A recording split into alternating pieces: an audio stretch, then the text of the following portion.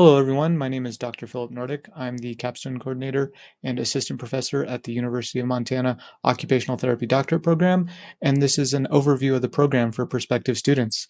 Here we have Missoula pictured in the foreground, in this picture with campus in the foreground, and our building is right over here.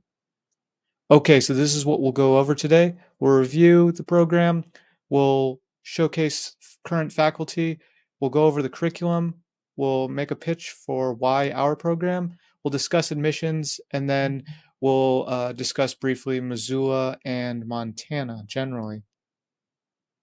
All right, so here's an overview of the program. So this is a 3-year clinical entry-level doctorate program, which is different than an entry-level master's program. Some of the differences being the amount of content that you learn, and then also the doctoral capstone that you complete.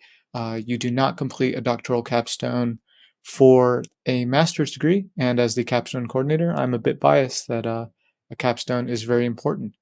We're in Missoula, and it's an in-person program, and so this is not hybrid, this is not remote.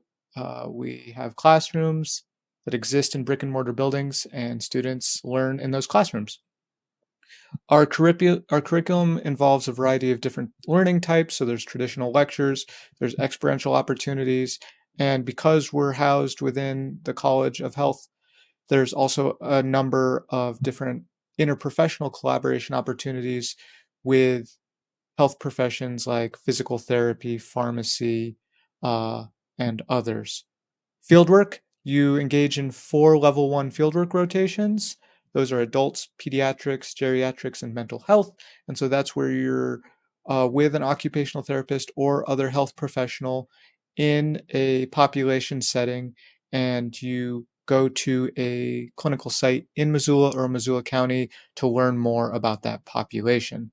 Then there are 2 level 2 fieldworks, and those occur during the end of the second and the beginning of the third year of your time in the program, and that's where you're out at a clinic with a licensed occupational therapist, and by the end of your fieldwork rotation, have the expectation to carry a full clinical caseload. And those clinical sites may be in Missoula, Missoula County, the state of Montana, or anywhere else in the United States, and to be frank, can be anywhere in the world. Then, after completing your level 2 fieldworks, you'll engage in a 560-hour, 14-week doctoral capstone project. Don't worry, you'll have time to prepare for that project during the first 2 years in the program, and those capstone projects can be about a variety of different topics within occupational therapy, and those projects can be completed at any site, with or without the guidance of an occupational therapist. Like I mentioned, there's a lot of great opportunities for interprofessional education, physical therapy, speech language pathology, social work, pharmacy. A physician's assistant program is coming on soon. And so there's a lot of great opportunities for students learning occupational therapy to collaborate with students learning other disciplines, whom they might, as licensed professionals in the future, collaborate with at a clinic or other health site.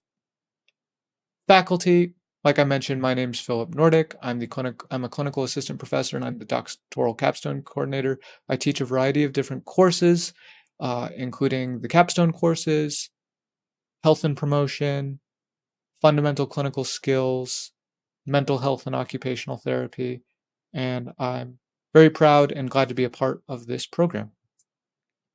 We have Dr. Amanda Carroll. She's an assistant professor, tenure track with a research focus in veterans and mental health. She also teaches a variety of different courses. We have the program director, Dr. Kim McKiernan. She's the founding program director, assistant professor, tenure track. She has a vast wealth of experience in pediatrics, and so she teaches the pediatric courses along with other courses, and her research focus is within pediatrics, focusing on pain and pediatrics. Other faculty, Dr. Jana Smith, she's a clinical assistant professor and she's the academic fieldwork coordinator. She teaches a variety of different courses, but her main duties are helping facilitate and place students in their level 1 and level 2 fieldwork rotations. And so you'll work closely with her to find the best place for you to engage in your clinical fieldworks. Curriculum overview. These aren't all the courses that you'll take, but just a demonstration of the progression of courses throughout the program. First year, students matriculate during the fall semester and they receive the core foundational courses. Uh, they'll receive foundations of occupational therapy, anatomy and physiology, health promotion, clinical skills. They'll look at populations across the lifespan, and they'll learn about evaluations and assessments. In the second year, that foundational knowledge you received from the first year sets you up for a deeper dive into more specialized and advanced clinical practice. And so you'll receive your mental health course, assistive technology, you'll get global perspectives of occupational therapy, and research in occupational therapy, among many other courses. Year 3 is dedicated to your level 2 fieldwork and your doctoral capstone. We offer some great, unique electives that, as far as we understand, may be exclusive to the University of Montana, including equine and animal assisted therapy, adaptive outdoor recreation, nature-based occupational therapy and climate change, and much, much more. Reasons you might choose the University of Montana Occupational Therapy Doctorate program over other programs. We have a small faculty to student ratio. Currently, it's approximately 20 students for 4 faculty. So if I'm doing my math right there, there are 5 students per every faculty member. So that really helps facilitate close relationships and mentorship that you may not find in a program with cohorts of students in the 90s, 100s, and above, in which the student to faculty ratios are much more disparate. A lot of great interprofessional learning opportunities. We're in our older building right now, but by the fall of 2026, we'll be moving into a new building that has new lecture classrooms and new learning spaces. And so really excited about that opportunity to be able to provide state-of-the-art learning spaces for our students. The University of Montana is ranked #1 for community and public service.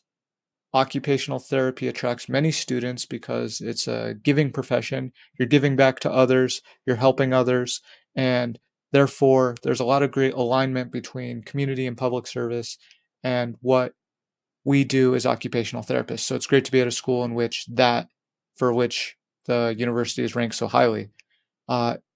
Missoula, Montana is a great mix between rural and urban learning, which impacts classroom learning, but also clinical experience. The city of Missoula is a small urban space, but then just outside of Missoula becomes rural very quickly, and so there's a great opportunity to look at urban healthcare and rural healthcare at the University of Montana. And then, frankly, Missoula is amazing. And so it's a great city to engage in a variety of different occupations, especially outside occupations. And we'll speak about those in more depth in a few slides.